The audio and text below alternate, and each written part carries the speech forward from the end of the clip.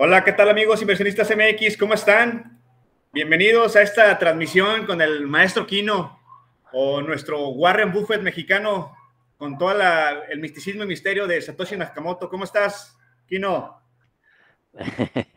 Muy bien, gracias. Para nada, ¿no? Estoy muy lejos de llegar a ser el abuelo Buffett.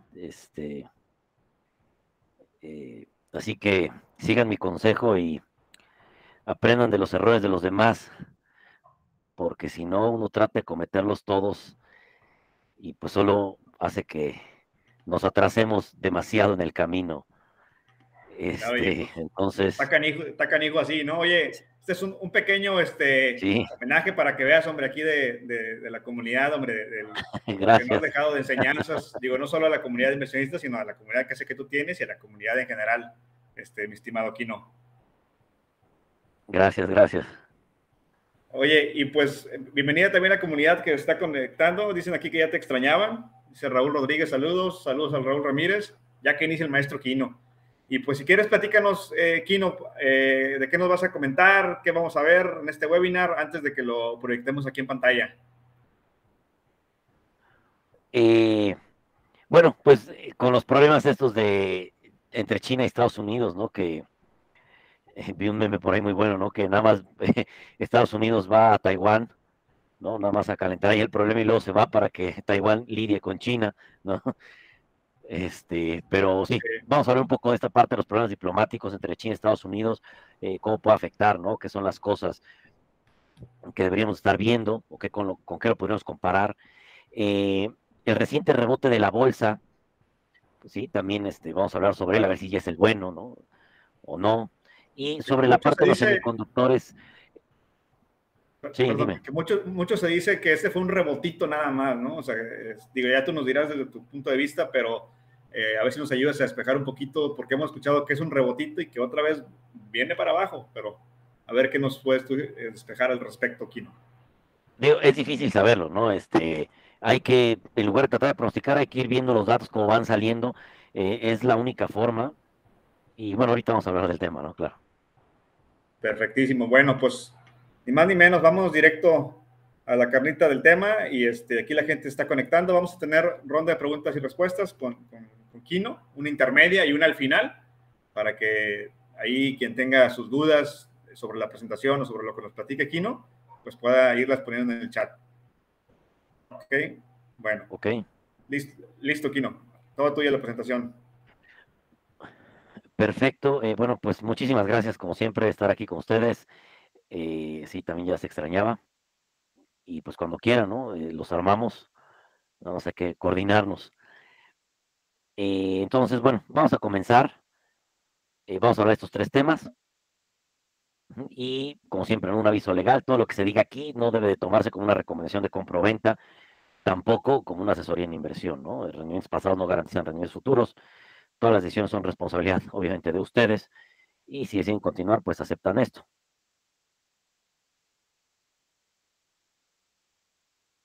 Bueno, vamos a empezar primero con esta parte de China y Estados Unidos, ¿no? Eh, siempre hay que ver, digo, desgraciadamente, la cuestión económica, incluso a los mercados, pues, tienen que ver o están muy influenciados por la política, por la diplomacia, ¿no? Es difícil quererlos separar. Ujú. Y en el caso de China, y por eso les comento que a mí siempre me gusta mucho leer historia y recomiendo que la gente lea historia porque nos va a compensar nuestra falta de experiencia, ¿no? Yo no viví en los setentas, no viví en la Gran Depresión, ¿no? El crack del 29 y todos esos años de la depresión de los 30, ¿sí? No viví el crack del 87, aunque ya estaba yo vivo, pero estaba comiendo tierra, ¿no? A esa edad todavía. Pero leer este tipo de sucesos y leer historia nos ayuda a tener una mejor perspectiva sobre las cosas que pudieran darse o al menos plantearnos diferentes escenarios, no para predecir lo que va a pasar, porque eso es imposible. O sea, la historia realmente no es un pronosticador, pero para tener al menos diferentes escenarios en los cuales basarnos y prepararnos para cada uno de ellos, ¿no? En el caso, por ejemplo, de China y Rusia, en la Guerra Fría había unas cosas que se llamaban buffer zones, ¿sí? Estas zonas en donde se libraban los conflictos, ¿sí? Pues entre la URSS y entre Estados Unidos. no lo libraban en sus países, sino en estas zonas, ahí se daban con todo, ¿sí? Pues para ver quién era el líder, ¿no? O qué ideología iba a ser la que iba a predominar o a ganar, como lo quieran llamar. Ajá. Pero las guerras van evolucionando y los conflictos también. Ahorita también existen esas buffer zones. Ajá, o sea, estas guerras que se están dando, sí, pero tal vez ya no son tanto de guerras de misiles y fuegos, aunque sí las hay, ¿no? En Ucrania, obviamente, en África, ¿no? En algunos lugares también, sí. Pero esta buffer zone ha pasado de ser tanto un lugar físico, ahora es un lugar, ¿no? Más intangible, vean así, ¿no? Como Internet, ¿no? Entonces, los ataques cibernéticos, sí, desde que empezó la Ucrania han aumentado y también, ¿no? Desde que Pelosi fue a Taiwán también han aumentado, ¿no? Los ciberataques. Entonces, las buffers son estas zonas donde se agarraban a golpes, ¿sí? Pues ya es el ciberespacio, Internet, y otra forma en que ha evolucionado estos conflictos es lo que le llaman las zonas grises. Estas zonas grises, a lo que se refiere, es que no es un, y aquí este es de un, por ahí está la fuente, ¿no? El paper, de donde se sacó esto, ajá, y dividen en tres partes cómo se están librando ahora las guerras, o al menos desde la concepción china, que tiene que ver mucho con un libro que se llama Wiles of War, que es un libro que cuenta la historia de todas las guerras chinas, porque bueno, China es milenaria, ¿no?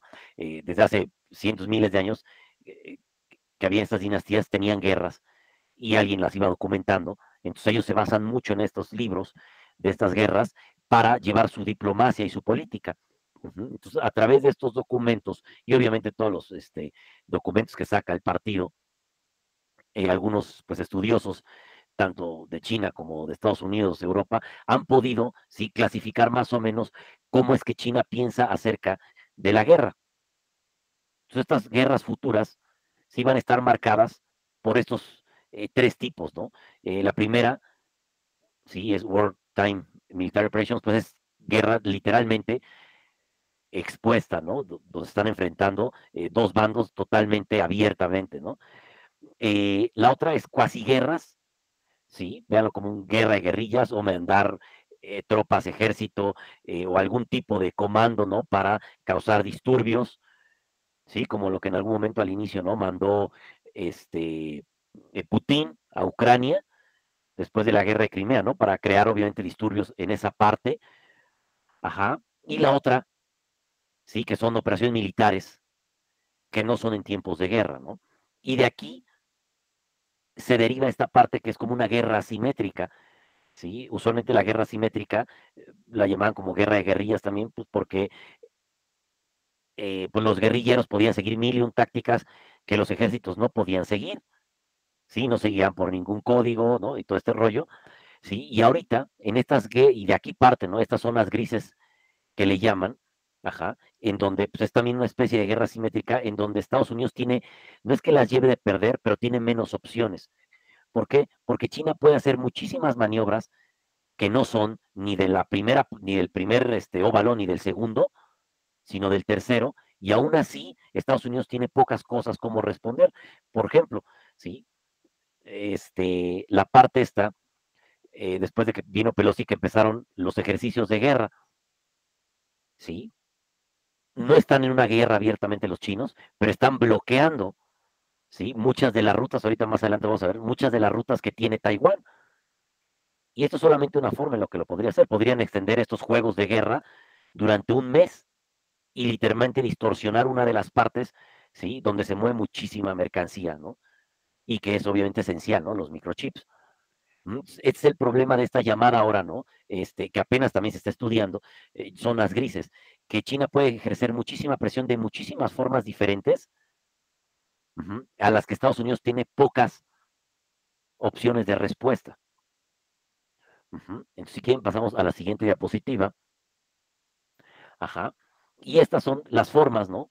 Pues más o menos tradicionales, ¿sí?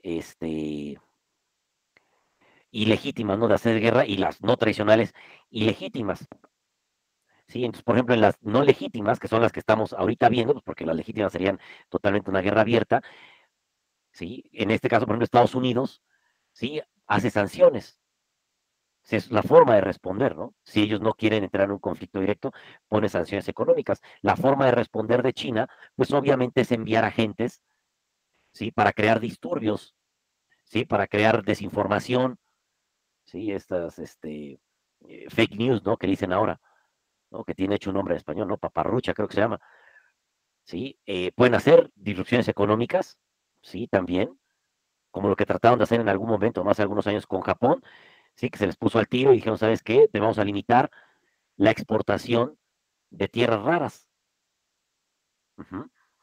Obviamente pueden hacer cuestiones propagandísticas en Twitter con los bots, ¿no? Y toda esta parte hacia abajo, estas instrucciones cibernéticas, eh, patrocinar a criminales o hackers, ¿sí? Y hacer obviamente interferencia electoral, lo han estado haciendo China y Rusia, ¿sí? Esa es la forma en la que ellos se mueven. Y también ahora han agregado estas áreas, ¿no? Grises, ¿sí? De hacer bloqueos. Ujú. Incluso podrían restringir, ¿sí? Algunas exportaciones de comida que hacen a Taiwán, ¿sí? Porque así como Taiwán les exporta chips a China y al resto del mundo, pues Taiwán necesita también importar muchísimas cosas, porque no las tiene ahí. Mucha materia prima no la tiene ahí, entonces la tiene que importar, desde energía, ¿sí? Hasta alimentos.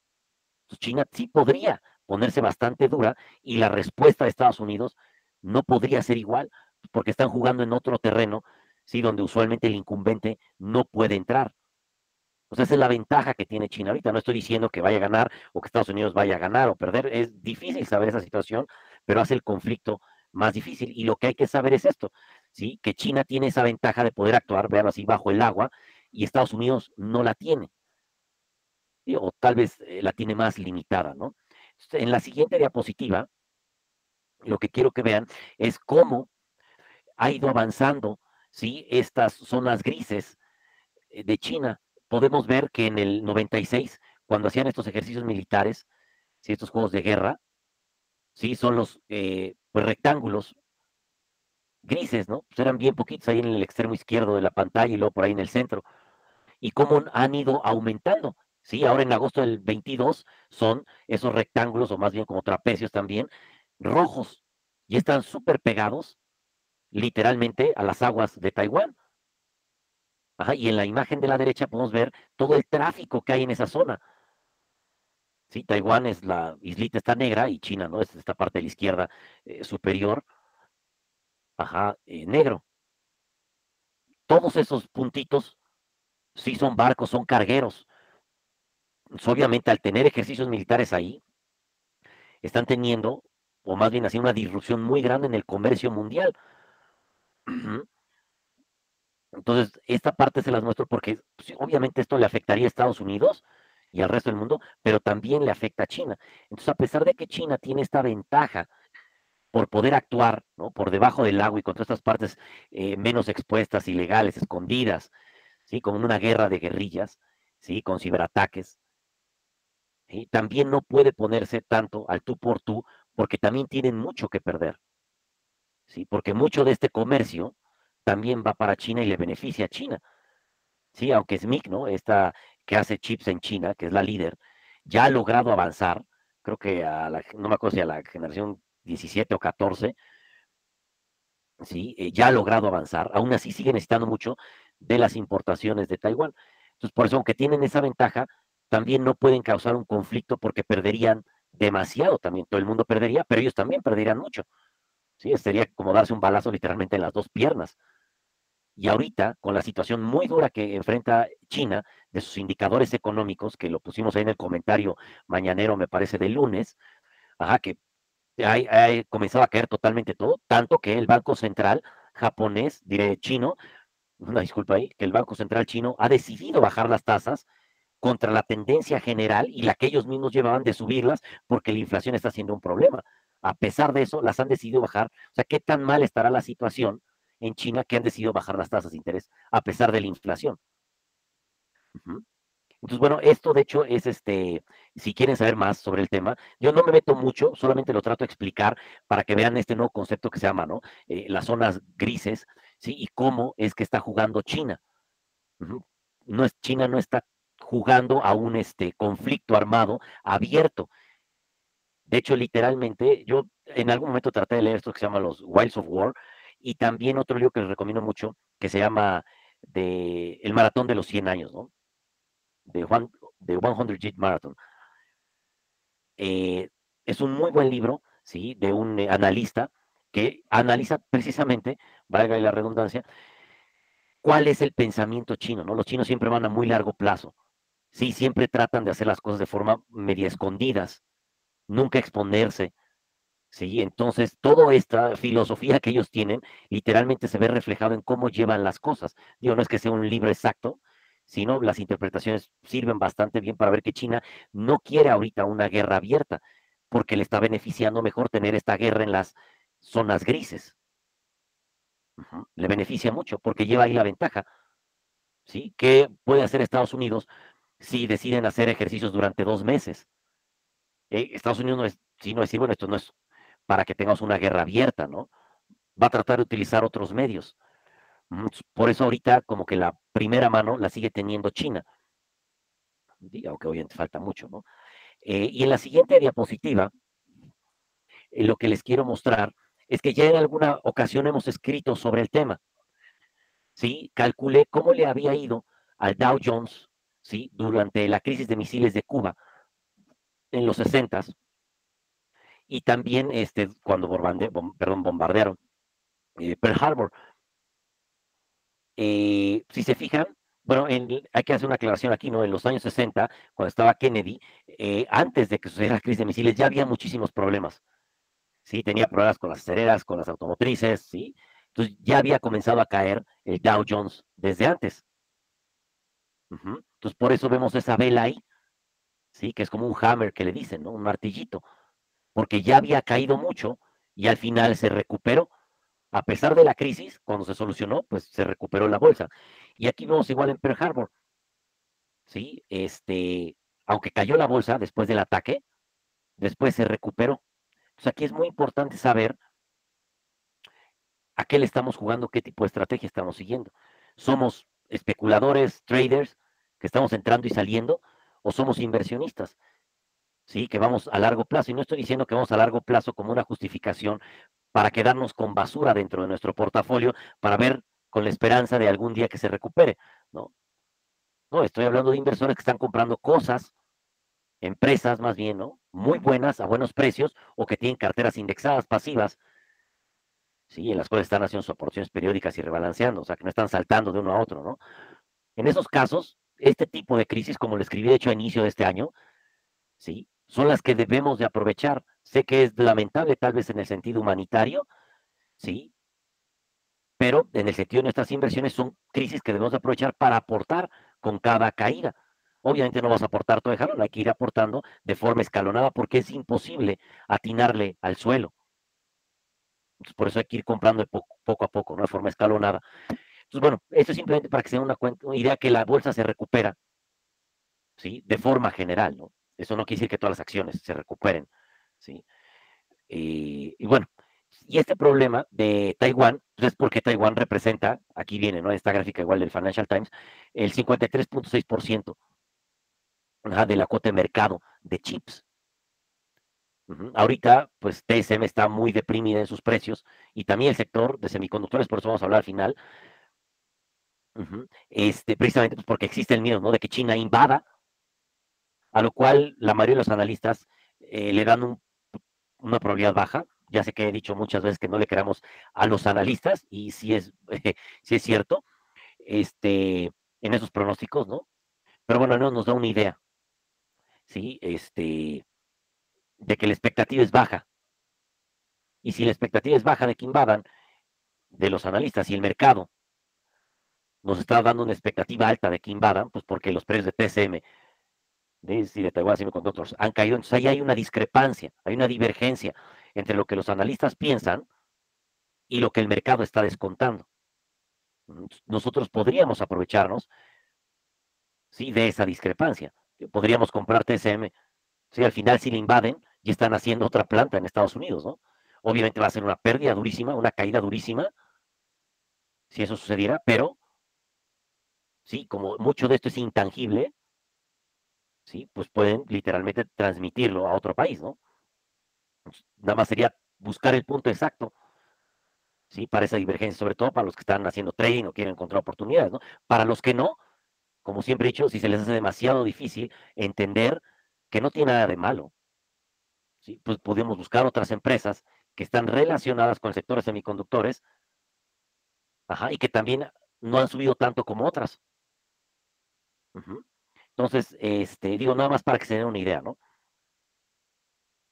Eh, y esto que le estoy platicando, nada más para que nos demos, pues como les digo, una idea de cómo ver esto. Si el mercado a veces puede estar descontando una cosa demasiado pesimista y al final con el conflicto se resuelve, y no quiere decir que se resuelva del todo, sino que más bien el mercado vio que las cosas están un poquito menos peor que antes, con eso necesita para rebotar. Y pongo esta gráfica para terminar este tema, bueno, y la siguiente también, porque lo que les quiero decir es, no siempre más información es mejor, ¿no? Caemos en esto, en el análisis parálisis. O sea, tenemos este sesgo de pensar que a mayor cantidad de información vamos a tener mayor precisión, o que a mayor cantidad de información, ¿sí? Lo único que sube, de hecho, es nuestro límite, nuestro nivel, perdón, de confianza. Pero eso no quiere decir que vayamos a tener mejores resultados. Entonces, por mucho que nos interese este conflicto de China y Estados Unidos, pues sí hay que leerlo, hay que entenderlo, eso no tiene nada de malo, esta curiosidad, sí, entender esta parte, ¿no? Pues es que TSM tal vez es la más expuesta, hay una divergencia entre lo que los analistas piensan y lo que el mercado está descontando, ajá, entender estas cosas, claro que sí, pero eso no quiere decir que si nos leemos 10 revistas, artículos, sí, noticias, por más información vayamos a tener una mejor toma de decisión, porque son cosas, o sea, si la bolsa es difícil, ¿sí? Y al menos ahí estamos más o menos de acuerdo en muchas cosas, como los soportes, las resistencias, los dobles techos, ¿no? De ese tipo de cosas. El retroceso de Fibonacci, cómo evaluar una compañía, precio objetivo. Estamos de acuerdo realmente en general en muchísimas cosas, ¿sí? En las cuestiones políticas y diplomáticas no existen esos acuerdos, literalmente no existen. Entonces es muchísimo más difícil a veces pronosticar eso. Por eso, entre más información sobre ese tema tengamos, no necesariamente vamos a tomar mejores decisiones financieras. Por eso les pongo esta gráfica acá. A mayor cantidad de información, llega un momento en que la precisión se acaba y comienza a disminuir. Más información solamente hace que tu precisión realmente caiga. Nosotros nos lo imaginamos como la línea gris. Más información, mayor precisión, pero la realidad es otra. Comienza a caer tu precisión cuanta más información tienes, porque no tenemos la capacidad de procesarla.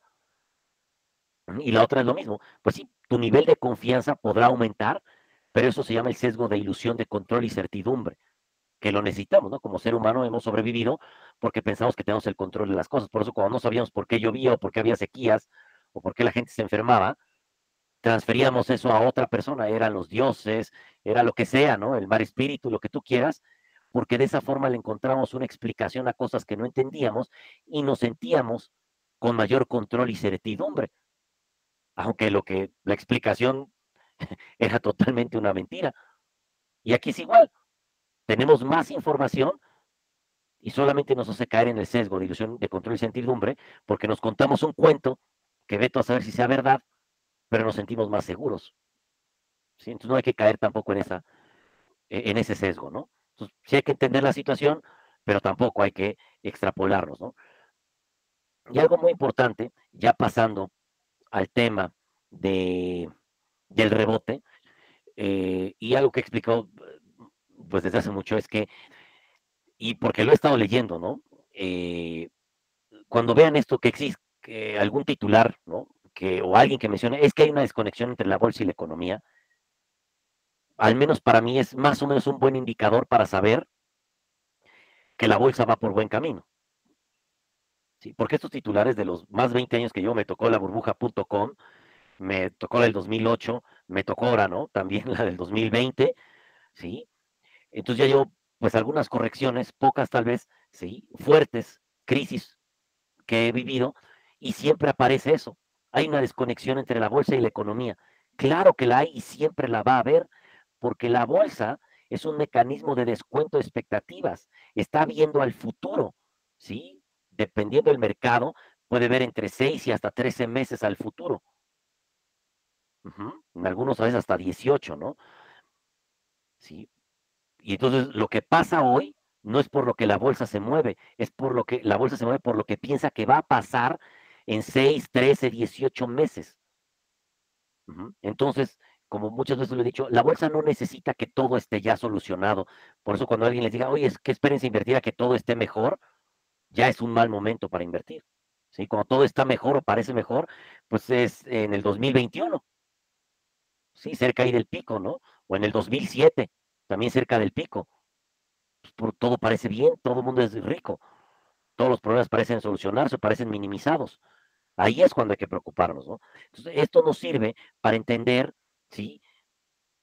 Que cuando la economía comienza a caer, ¿sí? Que cada vez los datos son peores y peores, se le llama contracción acelerada, porque comienza a caer a ritmos cada vez peores, ¿no? El desempleo es un ejemplo, ¿no? 800 millones de desempleados, subieron a 900, 1 millón, 2 millones, cada vez vamos a peor. Pero llega un momento en que las noticias siguen siendo malas, pero menos malas que antes. La inflación era muy alta, pero ahorita la última que salió sigue siendo alta.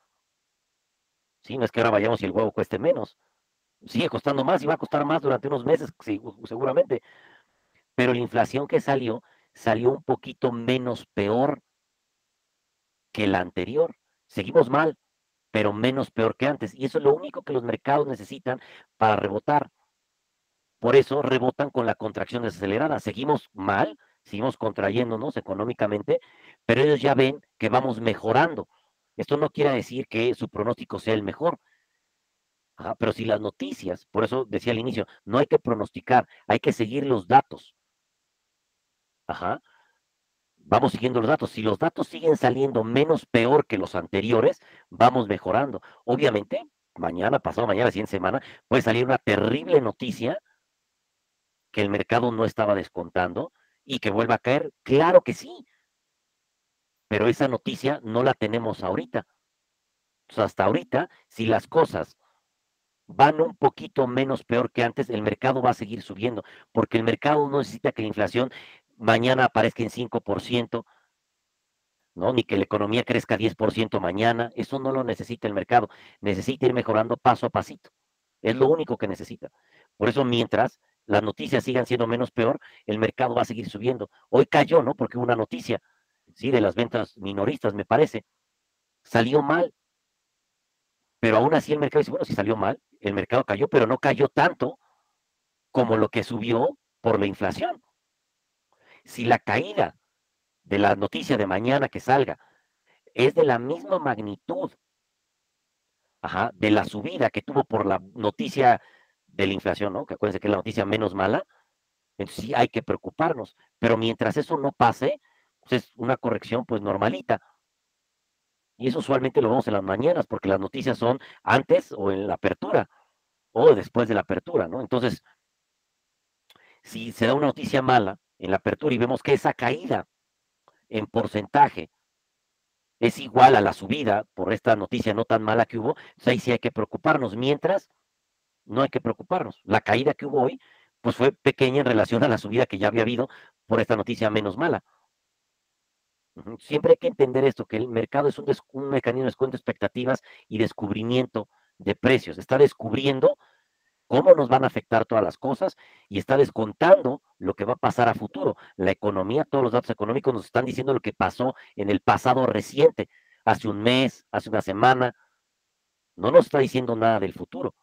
Por eso el mercado es un indicador adelantado, porque está tratando de ver, ¿sí? Al futuro. De hecho, en el curso gratis que tenemos en YouTube explico muy bien esta parte, ¿sí? Con un estadístico, Francis Galton, ¿no? Que hace un ejercicio de una vaca, que preguntar cuánto pesa la vaca a muchas personas, y al final el promedio de todas esas opiniones pues, es más o menos el peso de la vaca. Más o menos esa es la labor que hace el mercado en descubrimiento de precio y descuento de expectativas. Entonces, en la siguiente diapositiva, eh, lo que quiero que veamos ahorita es porque es difícil juntar toda esta información, ¿no? Que es lo que les decía antes, ¿no? Que más información a veces no necesariamente hace que tomemos mejores decisiones, aunque nosotros creamos que sí. Ujú. Porque usualmente cuando leen el análisis, y si no, corríjanme, pero la verdad es que la mayoría de los análisis y opiniones que se dan, cuando hablan de inflación, ponen una o dos variables, cuando hay muchísimas variables, ¿sí? Lo que pasa es que el ser humano solamente puede entender una o dos variables al mismo tiempo. No tenemos la capacidad y ni siquiera tenemos las herramientas bien, ¿sí? Para medir, ¿sí? Estos sistemas dinámicos, adaptativos, ¿sí? De 1000 variables. Ajá. No lo podemos hacer todavía. Por eso, obviamente, armamos modelos simplificados de la realidad para entenderla. Y las opiniones son simplificaciones de esos modelos que alguien más creó y opinó. Ujú. Entonces, lo que les quiero mostrar aquí es todos los diferentes tipos de inflaciones que nos están afectando. Esto es de la carta semestral este, que se le da al fondo familiar y expliqué esta parte, ¿sí? Porque me habían preguntado, oye, es que la inflación es por causa de la Fed y esta Fed y odian a la Fed y se centran en ese argumento, cuando la inflación, ajá, viene por muchas partes, ¿no? Por ejemplo, aquí pongo, sí, sí hay inflación por política monetaria, pero esa inflación por política monetaria usualmente infla activos financieros, porque la política monetaria tiene este efecto que le llaman cantillón, ¿sí? Que es que exceso de dinero que se está metiendo no llega a todos los estratos, se queda en los más arriba que usualmente invierten en activos financieros. O sea, el dinero, ¿sí? De estos quantitative easing que hizo la Fed, o por bajar las tasas de interés, yo no vi a las personas que viven en Songolica, aquí en México, obteniendo créditos más baratos. Tampoco a las que viven, no sé, hay un pueblo en Kansas metidos, ¿sí? O en esta zona de Tampa Bay, ¿no? A los alrededores que también hay gente muy pobre. Yo no vi para nada que les llegara un crédito o les bajara el crédito hipotecario o algo a esas personas debido a las medidas de la Fed, porque las medidas de la Fed están centradas en el estrato de más arriba, ¿sí? Del mercado financiero. Entonces, usualmente las personas que opinan de eso es porque no entienden bien cómo funcionan estas reservas. Solamente repiten lo que alguien más dijo. Si ese dinero no llega hasta abajo. Ahora sí, el dinero que sí llega hasta abajo es de la inflación por política fiscal, que en esta ocasión sí se dio, sí, que fueron las ayudas que creó el gobierno, sí, los cheques, pero esas ayudas no las imprimió el Banco Central, las sacó Hacienda, sí, el Departamento del Tesoro, que obviamente, pues sí, después agarran, imprimen deuda y la Fed la compra, ¿no? Sí, en eso sí, pero eso es una política fiscal, hay que distinguir de estas dos porque tienen influencias totalmente diferentes. Y no es que yo sea un experto y con Nobel de Economía, pero sí he estudiado muchos años, ¿sí? Y en la maestría se ven estas cosas, ajá, y es muy difícil realmente. De hecho, hasta el día de hoy es muy difícil entender la inflación. A pesar de todos los estudios y doctorados que existen, es muy difícil entender qué pasa con la inflación. Ujú. Y todos estos tipos diferentes de inflación que hay. Y medir los impactos, ¿no? Por eso hay que distinguir, está la inflación, sí, por política monetaria, que usualmente va a activos y financieros, la inflación por política fiscal, que aquí sí usualmente infla bienes duraderos, porque la gente como tiene más dinero, no se va a ir a comprar usualmente sabritas, ¿no? O al cine. Dicen, pues ya tengo más dinero y usualmente lo invierten en bienes duraderos, o sea, lavadoras, ¿sí? O sea, cosas que cuestan más y que usualmente no tienen acceso a ellas. Ujú, bienes duraderos y activos, bueno, en este caso, porque las cosas siempre son diferentes, le invirtieron mucho en activos especulativos y con dinámicas que tienen parecidas a boletos de lotería. O sea, de estas apuestas de que, ay, no importa, voy a meter aquí mi dinero y total, si pierdo, pues no es mi dinero, ¿no? Literalmente te lo regalaron, pero si me va bien, me hago millonario, ¿sí? Luego viene la inflación por los cuellos de botella, que sube los costos de los fletes, los inventarios y todos los bienes que están globalizados. Es una inflación, si se fijan, diferente a las otras. Ajá, porque aunque no haya política monetaria, ¿no? Expansiva, y aunque no haya ayudas fiscales, si hay un cuello de botella, todos los costos van a subir. Y eso va a hacer que lo que te llega a tu casa por Amazon, Mercado Libre, o como sea más caro. Ujú. Incluso si no hubiera habido pandemia y hubiera habido guerra en Rusia, ajá, y no hubiera habido política monetaria, monetaria expansiva ni fiscal, se hubieran hecho cuellos de botella. y muchos granos y fertilizantes hubieran subido de precio. Entonces, es otra inflación que estamos subiendo, que hay que sumar los efectos de las otras. Por eso es tan difícil, en serio, entender esta situación. Y por eso es que Munger dice, si piensas que la entiendes, realmente no la entendiste, porque es muy complicado. O sea, si las mentes pues más preparadas y brillantes no la entienden, ¿cómo crees tú que estás a ese nivel o superior para entenderlas? Y digo, y si sí lo estás, bueno, pues por favor escribe un tratado para iluminarnos a todos los demás en lugar de una opinión. Ujú. Luego viene la inflación por el lado de la oferta, que es usualmente por la escasez de algún insumo. Y esta la vivimos pues, porque durante el encierro muchos insumos, muchas materias o de valor agregado se dejaron de producir o de armar y creó, obviamente, o dejaron de trabajar en los campos, creó un problema en la oferta. Luego viene la inflación por la demanda concentrada en ciertos subsectores, pues debido al encierro, que eso también era totalmente pues inesperado. Nunca nos habían encerrado a todos en este experimento, ¿no? Que vivimos, no sabíamos en qué nos íbamos a gastar el dinero. Muchos pensaban que iban a ser en bienes duraderos, porque usualmente cuando tienes dinero extra te lo gastas ahí y en activos especulativos, ¿no? Pero, ajá, eso ocasionó otra inflación en esos bienes específicos. Y obviamente viene al último la inflación salarial, que es de hecho la más preocupante. Y no es que yo no quiera que las personas no le suban los impuestos, pero es preocupante porque esa inflación es rígida. Ya no la puedes regresar. Si tú le aumentas el salario a una persona, ajá, y mañana los huevos y el chile y todo esto, el aguacate baja de precio, no le puedes decir, ¿sabes qué? Ya te voy a pagar ahora menos. No puedes hacer eso. Ya se queda con ese salario. Entonces, esos salarios son rígidos y sobre todo en ciertos sectores. Para fijarnos, de hecho creo que salió el lunes o va a salir mañana, no me acuerdo, en el comentario mañanero, hay inflaciones que sí son transitorias y son las de las materias primas.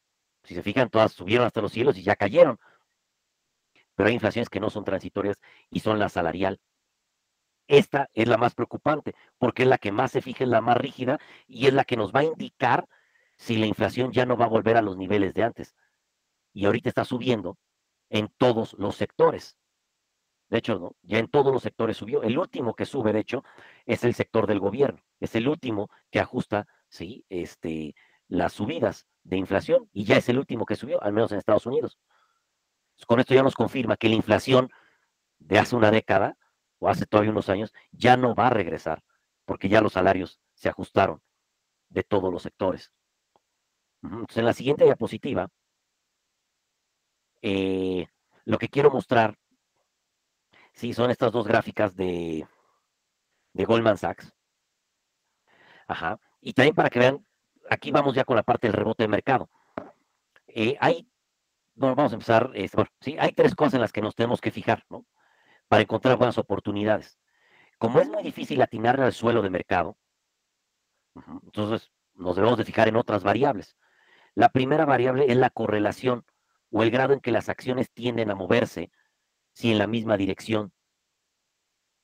Por ejemplo, si todos los precios caen de forma indiscriminada, como cayeron en el 2020, ahorita, la mayoría estamos viendo con esa correlación, ¿no? Bueno, hace unos meses antes del rebote, todo iba cayendo menos dos sectores, el energético y el de materias primas.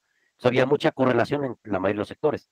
Es lo primero en lo que nos debemos de fijar, porque si no hubiera eso, o sea, si la mitad de los sectores estuviera subiendo y la mitad de los sectores estuviera bajando, es difícil encontrar oportunidades, porque el mercado está tratando de diferente forma a esos sectores. Aquí a la mayoría de los sectores lo está tirando y usualmente lo hace de forma indiscriminada, o sea, tira a las buenas y a las malas.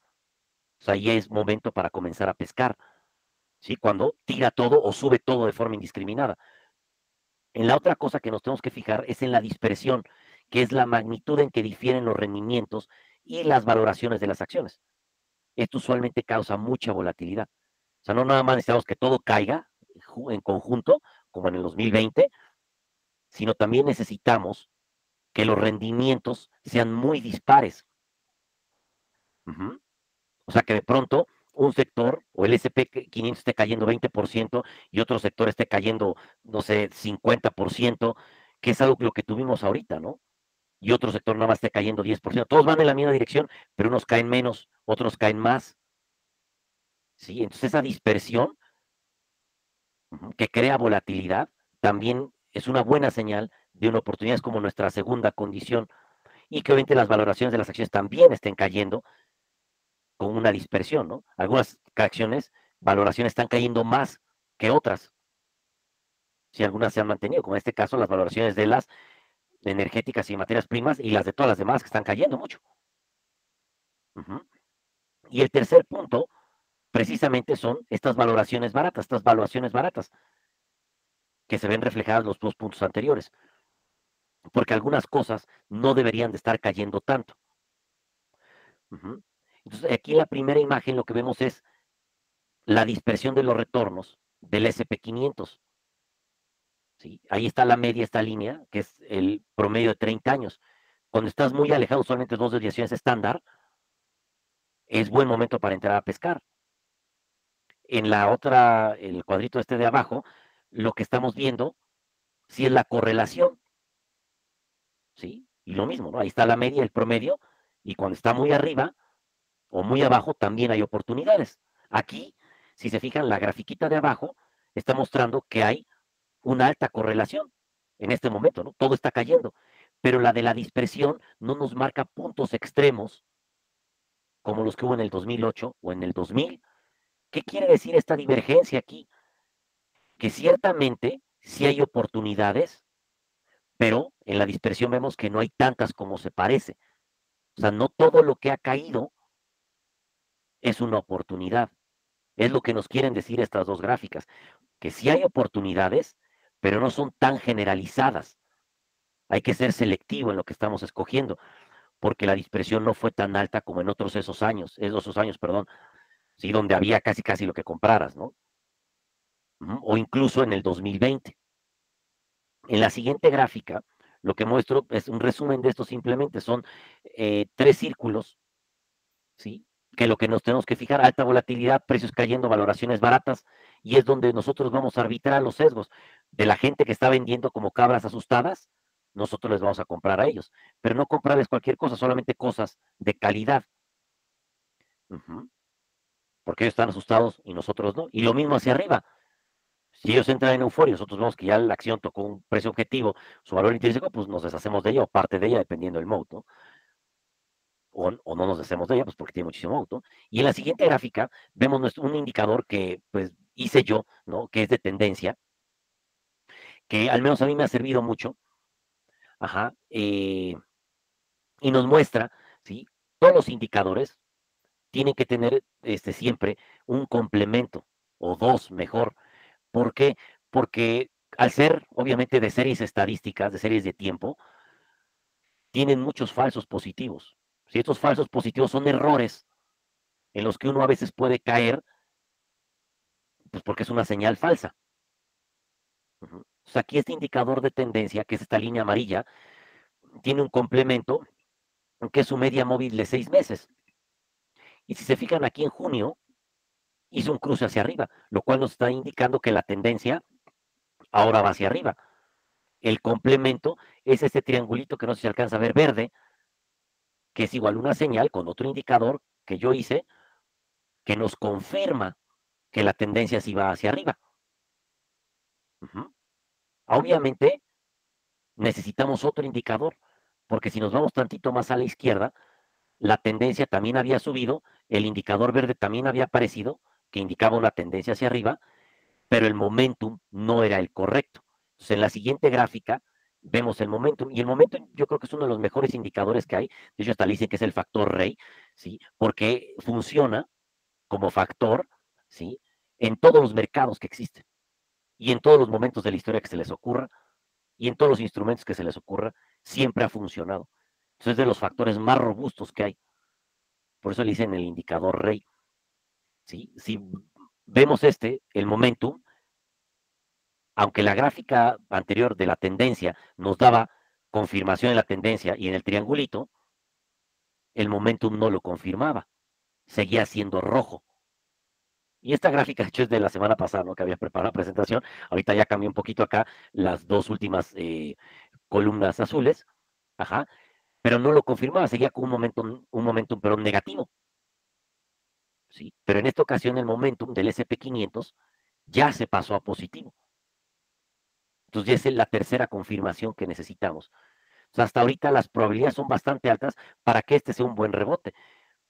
Y si añadimos eso, ajá, si añadimos eso a,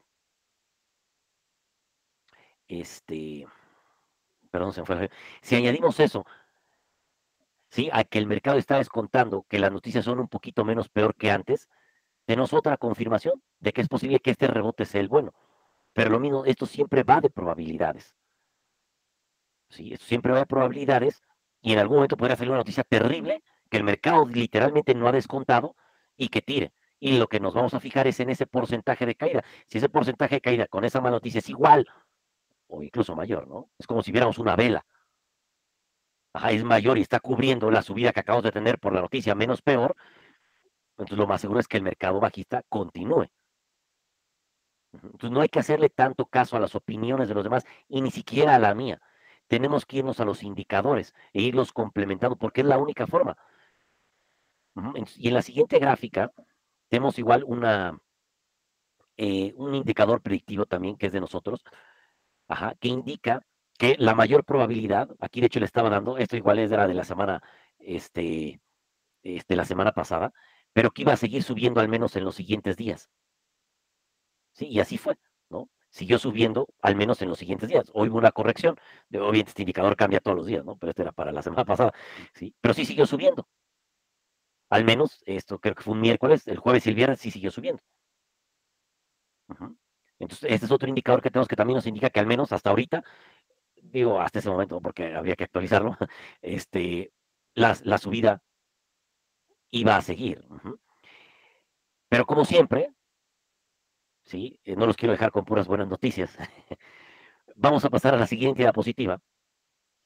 ¿Sí? Y para que digan, al total, al final no nos dijo nada, va a seguir subiendo o no, ¿sí? Y es que me gusta ser honesto, no lo sabemos, nadie lo sabe, porque nadie puede ver el futuro. Si alguien lo supiera, ¿sí? Ya literalmente fuera dueño del mundo, porque sabría en qué momento comprar, en qué momento vender, se apalanca y se hace millonario, ¿no? En 10 años, multimillonario y es dueño de todo el mundo. Nadie lo tiene. Siempre hay que ver, pues, cosas positivas para que nos alegremos, pero también cosas negativas, pues para que pongamos los pies en la tierra. Y como no sabemos qué va a pasar, hay que ir comprando de forma escalonada si vamos a largo plazo, ¿sí? Al menos lo que nosotros estamos haciendo es que durante las caídas compramos de forma escalonada y ahora que muchas cosas confirman, seguimos comprando. Pero obviamente no nos vamos a acabar la liquidez. Siempre hay que tener algo de liquidez, sobre todo en carteras que compramos acciones individuales. En la indexación pasiva esto literalmente no tiene ni siquiera cabida, ni siquiera lo deberíamos estar viendo, ¿no?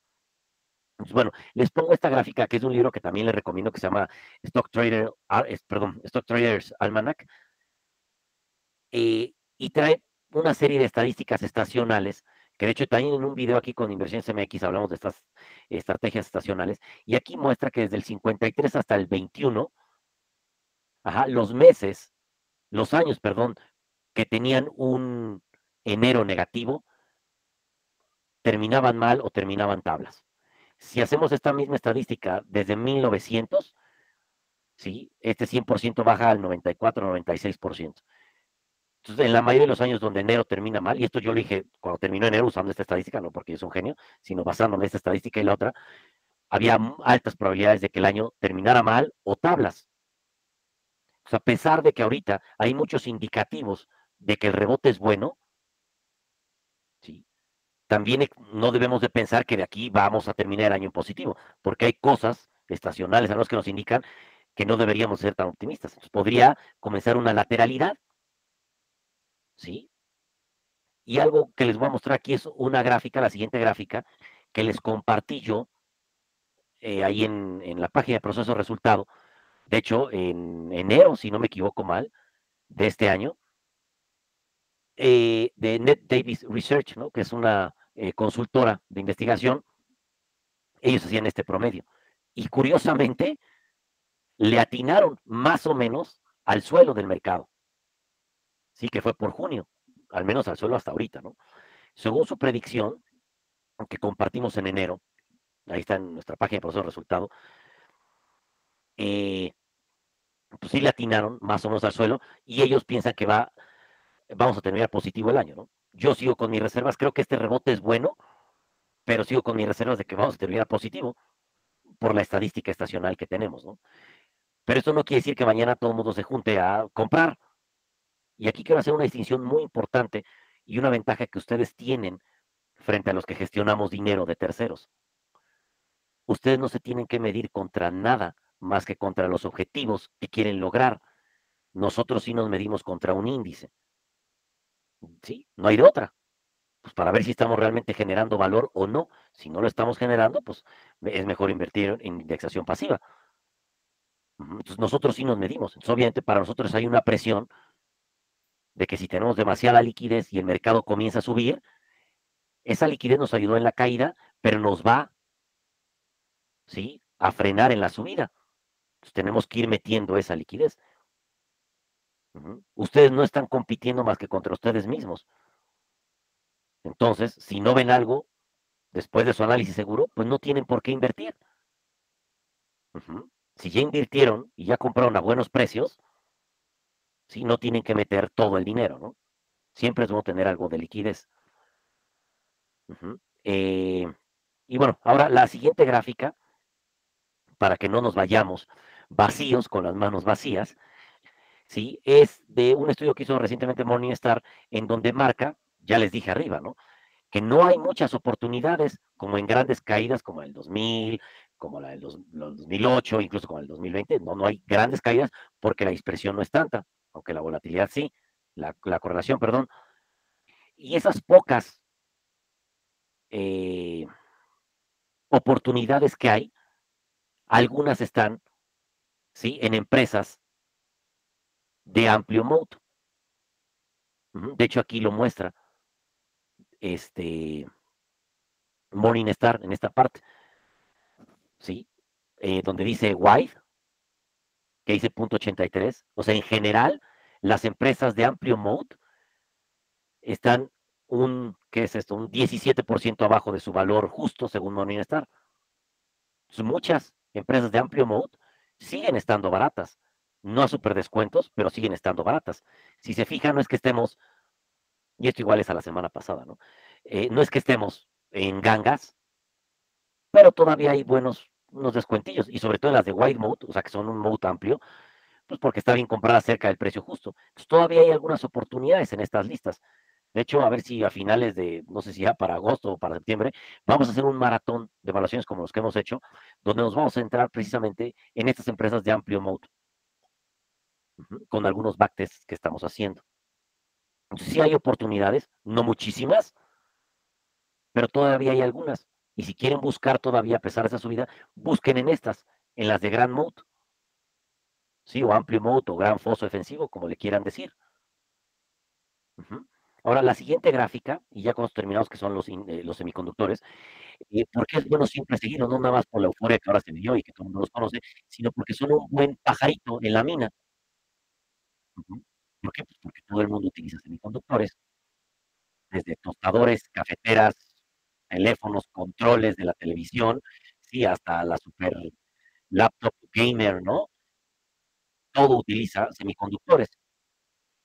Entonces, cuando la demanda de semiconductores cae, pues es obvio que alguna parte o mucha parte de la economía está cayendo también. Por eso se sigue mucho a los índices de Taiwán y de Corea, que son, como ya vimos, los que más producen semiconductores y que van en línea con las ventas globales de semiconductores, que es la línea amarilla. Y aquí se fijan, comienza a haber una corrección. Ajá. Quiere decir que sí, muy probablemente podemos entrar en recesión o ya estamos en recesión. Pero como les dije, el mercado está adelantando eso. Ya cayó porque el mercado ya sabía. Tal vez este rebote es que ya sabe que vamos a entrar a la recesión, vamos a salir y vamos para adelante, ¿no? Y en la siguiente gráfica también es de semiconductores y lo que les estoy mostrando es esto, es los inventarios para Corea, que es el segundo mayor exportador de semiconductores, han estado aumentando mientras los envíos comienzan a disminuir, ¿sí? Y aquí hay algo muy importante que se llama el ciclo de capital o el ciclo de inventarios y capital, que siempre pasa cuando las empresas aumentan inventarios porque piensan que la demanda va a aumentar. Usualmente llega un punto en donde tenemos exceso de inventarios o exceso de capacidad, y ahora vamos para abajo. Esto tiene que ver algo que vemos mucho en el curso de Modes, que se llama la variabilidad de la demanda. Véanlo como en el Costco, ¿no? Cuando empezó la pandemia, que de pronto ni siquiera hasta el día de hoy entiendo por qué la gente fue por papeles de baño. Van por papeles de baño y se acaban los papeles de baño. Entonces, Costco, ¿y sabes qué? Le hablo a Kimberly Clark, ¿sabes qué? Se me acabaron todos los pallets, envíame 1000 pallets, ¿sí? De papel de baño. Pues Kimberly Clark le dice a sus proveedores y a la fábrica, ¿saben qué? Prepárense porque vamos a hacer 2000 pallets. Y los proveedores de Kimberly Clark dicen, ¿saben qué? Prepárense porque tal vez vamos a necesitar para 4000 pallets. Sí, los pallets son estas cositas, ¿no? De madera, ¿no? Donde recargan las cosas y las van subiendo, como el montacargas, ¿no? Este, y así se va haciendo la cadena, es como un látigo que empieza cortito y se hace enorme, y lo mismo hacia el otro lado. Esta variabilidad de la demanda tiene que ver mucho con los ciclos de inventario y capital, que le empiezan ahorita lo estamos viendo los semiconductores, ¿no? Todo el mundo quiere hacer ahora fábricas de semiconductores, y obviamente este exceso de capacidad va a ser mayor de lo que necesitamos cuando lleguen. ¿Y qué va a hacer eso? Pues va a caer o deprimir las ventas de las empresas relacionadas a este sector. Y con esto, pues también la economía. Pero no todo es malo, así como ya les dije, ¿no? Que hay oportunidades todavía en empresas de mayor modo. En la siguiente gráfica, sí, cortesía de Jeffrey, podemos ver un estudio que ellos llevan haciendo desde hace muchos años, ajá, que muestra que el precio de las acciones de esta industria de semiconductores hace techo o pico aproximadamente 6 meses antes de que las empresas empiecen a hacer sus reportes de beneficios, de que empiecen a reportar menores utilidades o problemas. Y es precisamente ese instante en el que empiezan a anunciar esos reportes cuando podría ser un muy buen momento para comprar. O sea, aquí vemos, ¿sí? Que hubo una caída, ¿sí? Y ya las empresas están reportando estos malos beneficios. AMD, bueno, AMD le fue bien, ¿no? Nvidia, perdón, ASML también, que no reportó tan bien como se esperaba, TXN, pues ya comienzan a dar estos reportes negativos. Ya pasaron pues casi 6 meses de su corrección, del pico al precio que comenzaron a caer, ya pasaron casi 6 meses, ya comenzaron a las malas noticias. Ahorita podría ser buen momento para comenzar a comprar estas compañías, pero como dije muy al inicio, no es recomendación de compra-venta ni asesoría de inversión, cada uno tiene que analizar cuál de todas las de los semiconductores hay que comprar, porque tal vez es la de mayor mood, con la de mayor margen de seguridad y a mejor precio. Pero aquí al menos ya le estoy dando indicadores. Las empresas con amplio mood siguen todavía a buenos precios y los semiconductores podrían estar indicando que es buen momento para comprarlas. No todas, obviamente. Y bueno, con eso terminamos.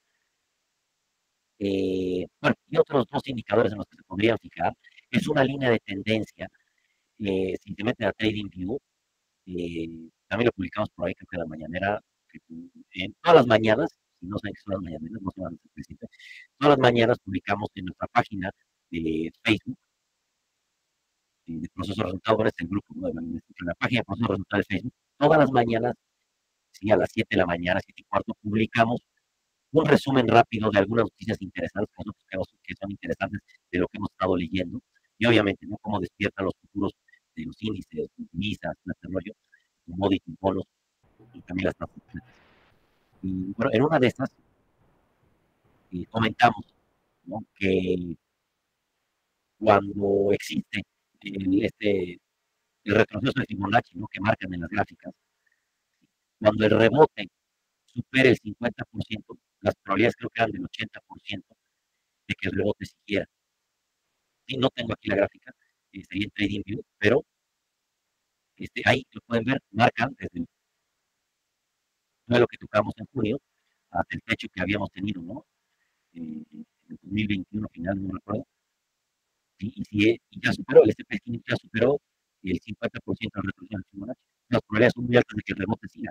Eso no quiere decir que sea una línea recta, ¿no? Obviamente va a ir subiendo y bajando. Y otra cosa que también les he comentado en los cursos, a veces es una parte importante que podemos seguir como indicador técnico también, es una línea de 45 grados. Ahí en el trading view también les deja poner ángulos.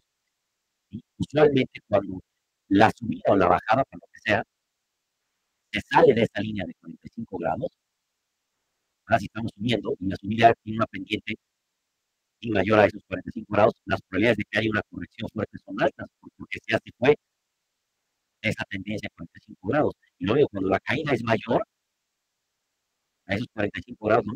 Puede haber un rebote muy cerca. Entonces, lo que tenemos que estar cuidando ahorita es que este rebote que estamos teniendo siga más o menos cercano a una línea de un ángulo de 45 grados. Si lo sobrepasa, puede subir más rápido y a un mayor ángulo, hay que tener cuidado porque la corrección puede ser fuerte. Bueno, con eso terminamos las diapositivas y vamos a contestar algunas preguntas. Espero que no los haya yo aburrido. Dice, buenas noches, en esta guerra económica entre potencias, ¿qué cree que se dará el nuevo dólar? De lo que mencionó Dario. Pues le recomiendo mucho su libro, yo ahí creo que voy a la mitad, no lo he terminado de leer, la verdad. Lo que puede decir lo que decía economista, creo que era Thornbush, ¿no? Las cosas se dan más lento de lo que uno usualmente espera, pero cuando sucede son más rápidas de lo que esperábamos, ¿no? Como decía Lenin, ¿no? Este, pasan años sin que suceda nada y de pronto una semana sucede todo lo de la historia o algo así de simple. Yo creo que es algo así. ¿Sí? Este nuevo orden mundial, no crean que se da en un año, 2 años, ¿no? Son cosas que llevan incluso más una generación. Ujú. Es muy difícil, o sea, sí estoy de acuerdo en muchísimas cosas que presenta Dalio, sí creo pues, que son ciclos, sí, perdón, ciclos que se van dando, pero una cosa muy importante, se los digo como sociólogo que estudió muchísimos años y que sigue estudiando historia, ¿sí?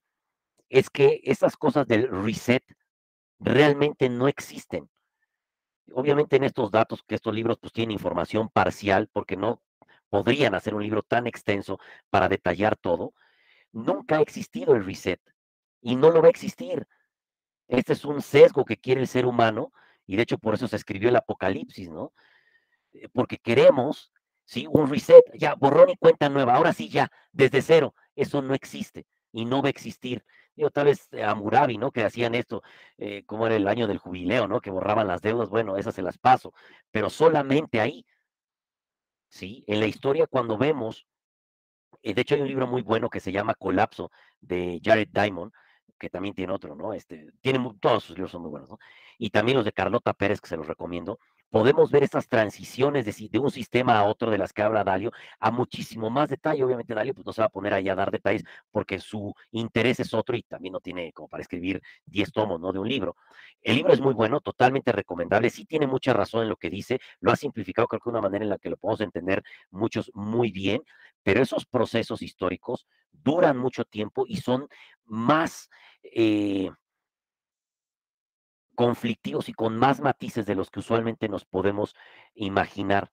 Usualmente caemos en esta falacia narrativa de que queremos que todo sea como una película de Hollywood. Ah, mira, aquí empezó, aquí terminó. Estos son los personajes, ya salió el reparto, fulanito fue el malo, este fue el bueno y todo se resolvió. Ya entendí la película. No es así. Los procesos históricos no son así. Son muy complicados y desgraciadamente solamente tenemos información parcial.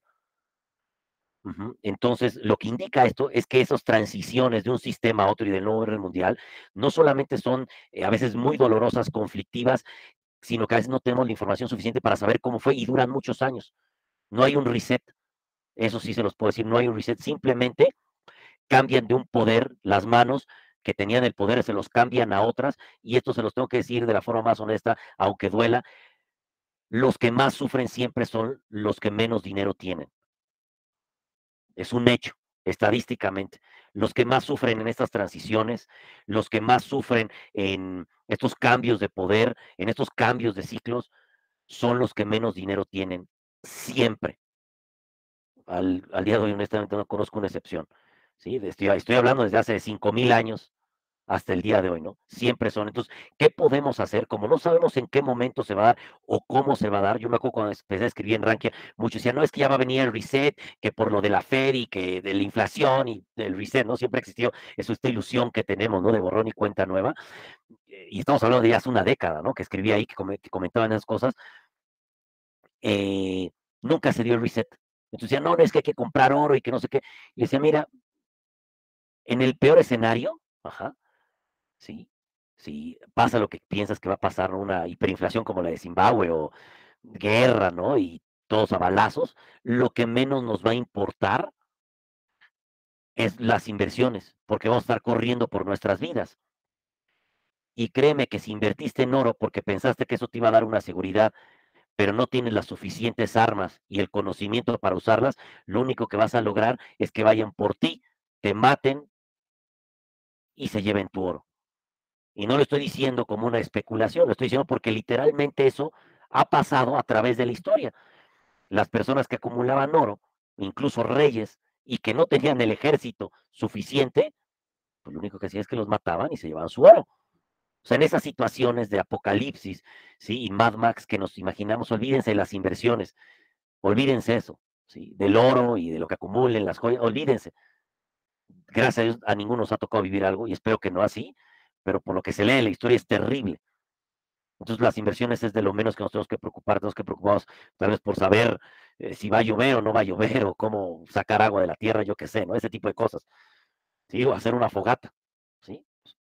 Dudo que lleguemos a eso, ¿sí? Pero en cuanto a las inversiones, como esas situaciones son extremadamente difíciles y no podremos hacer realmente mucho, entonces en lo que nos debemos de preocupar es al menos, de algo que sí tenemos seguro, es de no estar en ese estrato de hasta abajo, porque esos son los que más la sufren siempre. Entonces, a través de las inversiones, invertir inteligentemente, utilizando bien las herramientas, no apostando a boletos de lotería a ver si me hago millonario mañana, ¿sí? Invirtiendo inteligentemente es como vamos a lograr no estar en ese estrato de hasta abajo, que cuando suceden estas transiciones, siempre desgraciadamente son los más afectados. Ujú. Es lo único que podemos hacer. Me gustaría darles una solución mágica, pero no existen. Entonces, en casos extremos, olvídense de las inversiones en la bolsa, eso no nos va a ayudar en nada. Ujú. Oye, Kino, por ahí pregunta Facebook User, ¿dónde se pueden consultar habitualmente estos indicadores como el momentum, como la gráfica que presentaste? Perdón, es que luego me, me quedo en mi argumento. Ah, ok. Dice, ¿dónde se pueden consultar habitualmente? Eh, los del momento los publicamos este, cada vez que hay reportes. Los domingos o los lunes los publicamos de las acciones que va a haber reportes. Estamos haciendo una página web donde los van a poder ver, pero bueno, no tenemos el personal suficiente en la AC para que también se dediquen al 100% a eso, entonces se ha atrasado mucho, pero en algún momento va a estar lista y ahí van a poder checar el indicador de momentum, este otro predictivo y muchísimos otros que yo he hecho a través de los años y bueno, yo también en colaboración con algunos colegas. Pero de momento solamente ahí en el Facebook, cuando analizamos tal vez alguna acción o los domingos, lunes que publicamos de las acciones que van a reportar. Dice, el conflicto en Estados Unidos-China, hay mucha migración de empresa de Asia a México. Muy buena pregunta. El nearshoring, sí, las fibras están venido beneficiadas. Excelente, excelente pregunta. De hecho, precisamente tuve con el fondo familiar, porque yo tengo un voto de 3 en la parte de proyectos. Estaban viendo pues, bodegas, ¿no? En lo que sería Tijuana, Juárez, y obviamente ahora que está muy de moda, ¿no? Guanajuato, Nuevo León, San Luis. Eh, y estamos estudiando el tema bastante, bastante a detalle. Y de hecho se puede meter al INEGI, ¿no? Hay muchos indicadores muy buenos. Sí creo que va a existir este nearshoring. Creo que de las mejores empresas que nosotros hemos estado analizando, lástima que no llegó al precio que queríamos, era Canadian Pacific, ¿no? Que compró KSU, ¿no? De hecho, nosotros tenemos KSU desde hace décadas. Sí, es algo que se heredó ahí en el fondo familiar. Cuando la compró CP, pues nos dieron ahí el intercambio de acciones. Pero queríamos comprar más de CP, sí, de Canadian Pacific, porque creemos que de ferrocarriles es la que más se va a beneficiar de este nearshoring, pero también obviamente los corredores de Juárez, de Tijuana, incluso pues tal vez de Nuevo Laredo, Laredo, eh, pero yo creo que aquí también va a importar mucho la parte de la seguridad que desgraciadamente estamos viviendo ahora, ¿no? Este año sobre todo. Entonces, tal vez los lugares de Guanajuato, Nuevo León, San Luis, las fibras que tengan ahí proyectos por la parte de la seguridad podrían ganar un poco mejor, porque arriba, pues lo de la seguridad cuesta. Y además, la verdad es que analizando esta parte arriba de Ciudad Juárez, Tijuana, sobre todo, que son las de mayor importancia, pero las de mayor importancia, estamos viendo que no nada más hay falta de seguridad, las cosas son muy caras o las rentas subieron bastante, más que en estos otros 3 lugares, Guanajuato, Nuevo León y San Luis, y además hubo mucha construcción especulativa, que se le llama, porque pensaron que iban a crecer demasiado, entonces hubo construcción especulativa, entonces hay algunas bodegas y naves industriales que no han sido rentadas. Y además, si comparamos algunos indicadores de esta zona fronteriza, vemos que son bastante ambiguos, hay mucha divergencia. Algunos te indican que sí está creciendo la actividad manufacturera y el consumo de insumos, pues para hacer bienes de valor agregado, pero también hay otros que te indican que no están creciendo, ¿no? Por ejemplo, no está creciendo los nuevos empleos, ¿sí? No está creciendo tanto la exportación como se pensaba, entonces hay una divergencia. Donde se ve un poquito más claro es en la parte de Guanajuato, Nuevo León y San Luis, más que en Tijuana y Juárez. Entonces las fibras, que también no he analizado a detalle, ¿no? Porque nos estamos viendo más bien proyectos individuales, tal vez las que ya tienen rentadas en esa parte de la frontera, les va a seguir yendo muy bien, totalmente. Las que están especulando o construyendo nuevas, ahí sí yo tendría un poco más de cuidado. Las que están construyendo en Guanajuato, Nuevo León, San Luis, creo que también les puede ir muy bien, pero también aquí siempre hay una moneda al aire que es la suerte.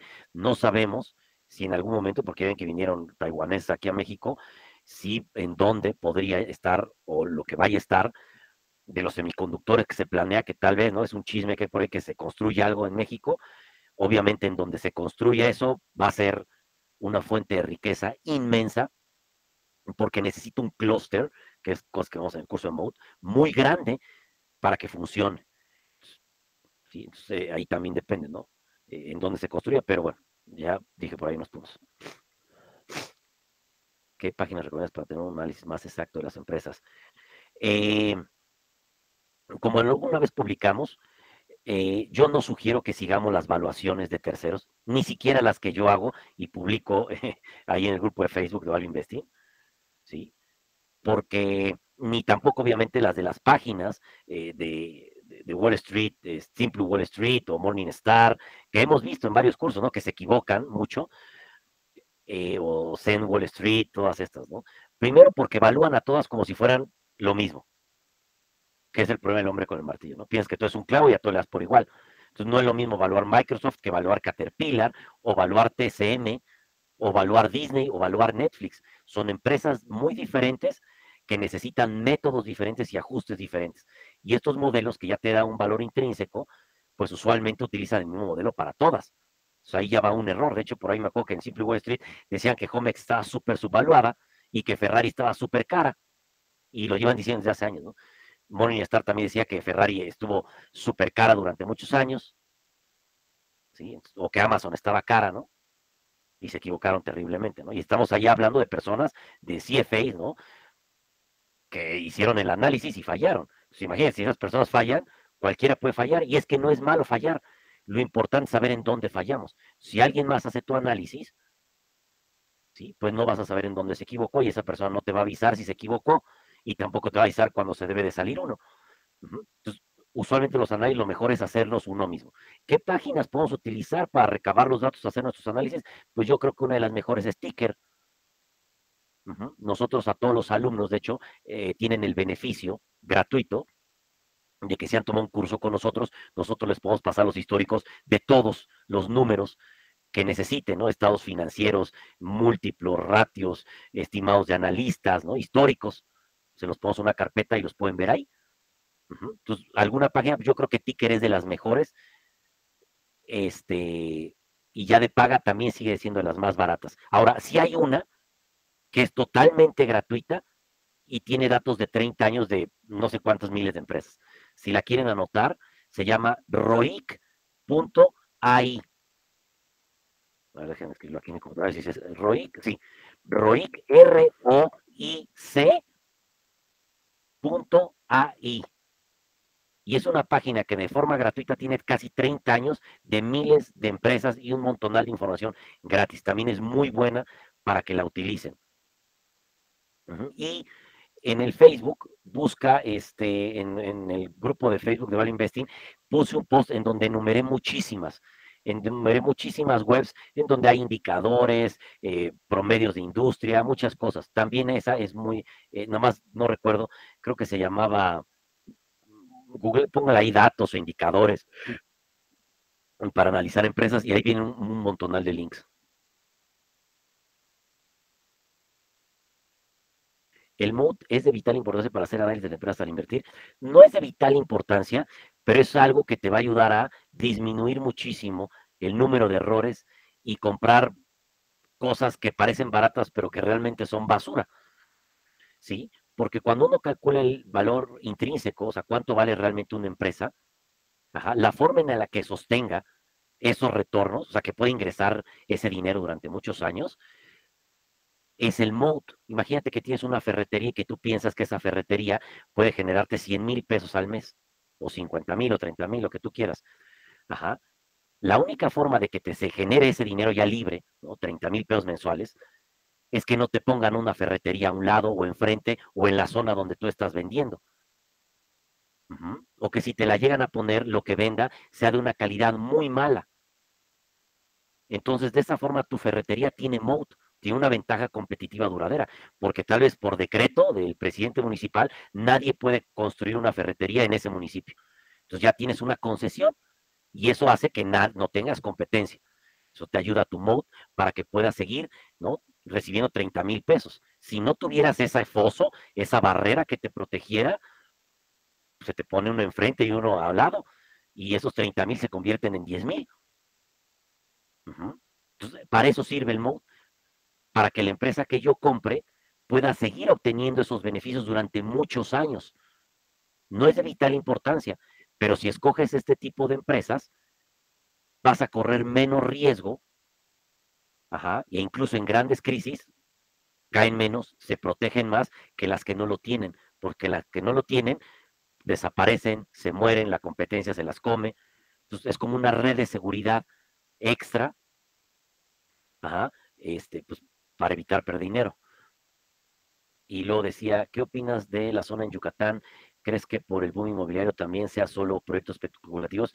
Sí, es que no recuerdo en qué curso mencioné esta parte, no me acuerdo si era en el avanzado de análisis fundamental o en el básico de análisis fundamental cuando hablamos de los rates o las fibras, no recuerdo cuál de los dos, pero uno mencionaba que una pregunta que siempre hay que hacernos es, ¿y quién se va a ir ahí?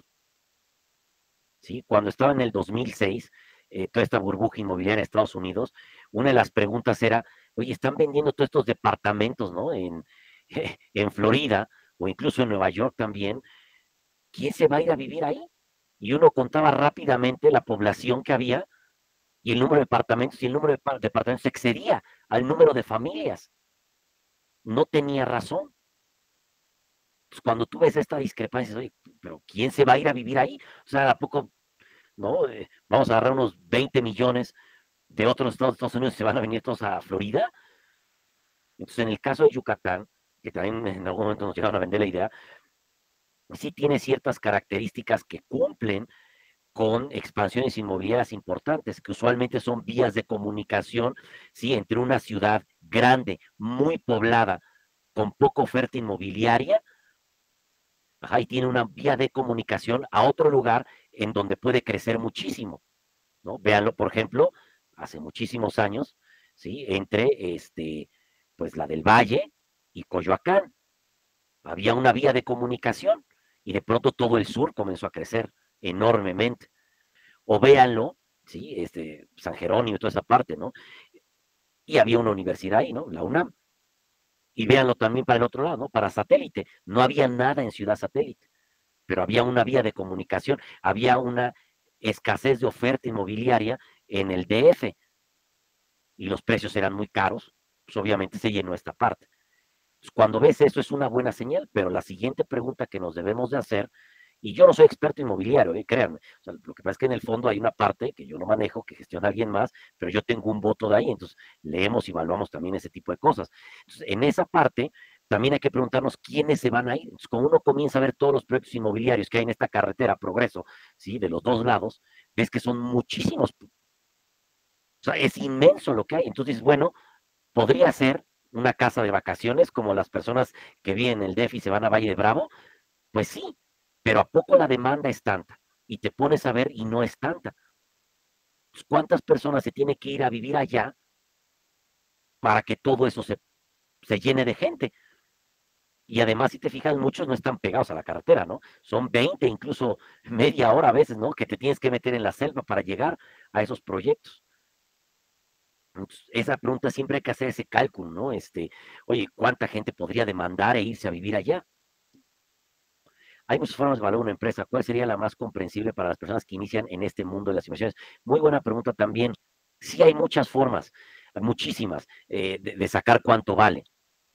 Pero algo que sí hay que saber es que esas formas dependen mucho del tipo de empresa. Algo que explicamos en el curso básico, ajá, es que hay empresas que están en un juego de expectativas, que dependen totalmente de la última noticia que salió, de lo que dijo el CEO, de las expectativas del mercado, de los analistas, pues porque casi no tienen fundamentales. Y hay empresas que dependen 100% de los fundamentales. Vamos a poner dos ejemplos. Una que depende mucho de las expectativas es Virgin Galactic. Una que depende mucho de los fundamentales es Berkshire Hathaway, ¿no? La del abuelo Buffett. O, si quieren, Canadian Pacific. Están en dos mundos diferentes. Se necesitan herramientas diferentes. Usualmente para las que están en este juego de expectativas, se utilizan precio objetivo, que se sacan a través de los múltiplos. De hecho, por ahí también tenemos un post en el grupo de Val Investing hablando de eso, ¿no? De la diferencia entre precio objetivo y valor intrínseco.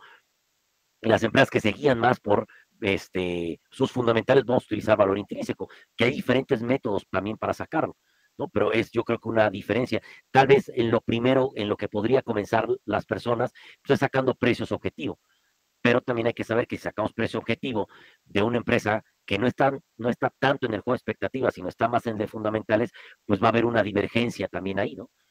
¿Sí? Una discrepancia, pero entonces tal vez no estemos haciendo lo correcto, pero pueden empezar con precios objetivos. Y el precio objetivo pues, es simplemente despejar, tienes el precio, por ejemplo, el precio entre el beneficio, ¿sí? Que es el famoso PER. Lo ideal aquí obviamente es ajustarlo, ¿sí? Y utilizar algún complemento, porque un PER barato no te está diciendo absolutamente nada de la empresa. Puedes tener una empresa barata y que se va a quedar barata por una década porque no va a crecer, ¿no? Entonces, bueno, ya después de ajustar y complementarlo, pues es precio entre el beneficio, entre la E, es igual a un número, ¿no? Ahora vamos a poner que es 20. Ujú. Tienes ese 20. Ahora en el denominador vas a buscar cuál es el earnings, la utilidad esperada para los siguientes 12 meses. La puedes calcular tú, la puedes sacar de los analistas. Entonces ya pones eso ahí. Si te fijas, ya tienes dos variables. O sea, P entre E igual a 20. Tienes el 20, que es el PER actual, o puedes sacar el promedio, dependiendo. Ajá. Ya tienes la E pronosticada, que es el denominador, y solamente despejas tu P. Despejas tu P, la E, que está abajo, que es el denominador, está dividiendo, pasa multiplicando a los 20.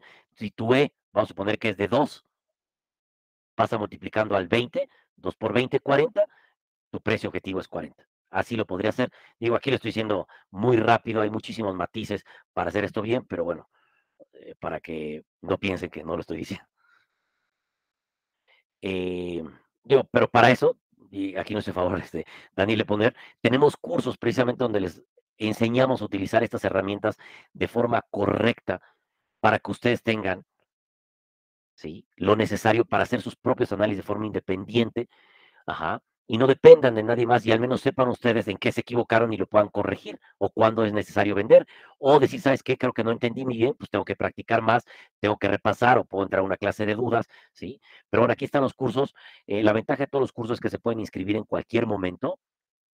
Pueden ver la edición anterior grabada a su ritmo, que es algo bastante bueno, pues porque ya tienen los conocimientos más frescos y después asistir sin costo extra a la edición en vivo que se da, porque todos los cursos tienen edición en vivo.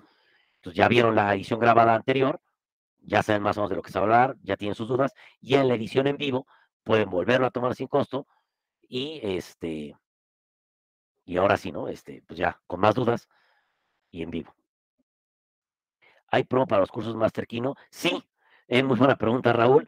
Pues todos los que escriban, que hayan asistido ahorita al live, todos los que nos escriban a nuestro WhatsApp, pues entre hoy y mañana, les damos un 10% de descuento en todos los cursos.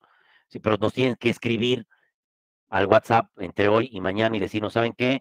Vi el live de Kino, de Proceso de Resultado, Value Investing MX, y estoy pidiendo mi descuento, ¿no? Entonces nada más escríbanlo, no sé si esté por ahí en la primera diapositiva nuestro WhatsApp, y si no, pues ¿Qué número es? ¿Quién no te lo sabes? ¿El número de WhatsApp?